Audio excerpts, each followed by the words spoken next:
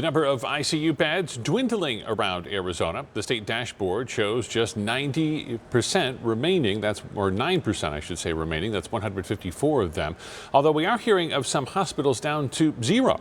ABC 15's Mike Pelton with the worsening surge in our state.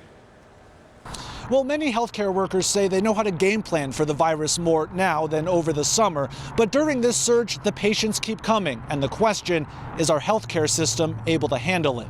Something I have heard a lot on the unit is people saying that the patient is fine until all of a sudden they're not, which is a little scary that things will happen very suddenly. It's life on the front line for a nurse who's worked at Mayo Clinic in Arizona and the Midwest. I've seen patients who did everything they could and still got it and made comments like, oh, now I'm going to end up in the hospital and die. And that is horrible to see.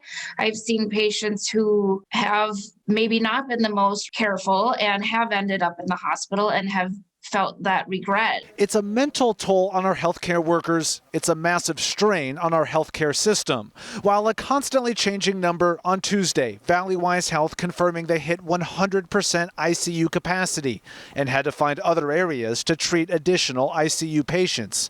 A spokesperson for Pima County telling me to start the week the county had just 10 available ICU beds, but adding several hospitals had none available. Without doing something about the influx of patients and the transmission in the community, they're just going to continue to show up in the hospitals, and you just can't surge your way out of that. Will Humble is the executive director for the Arizona Public Health Association and former head of the state's health department.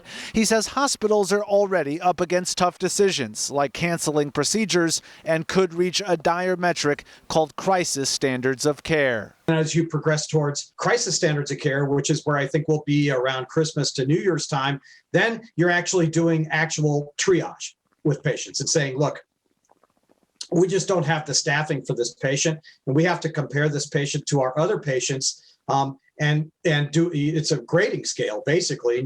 And Banner Health had also projected they were going to hit 100% licensed bed capacity today.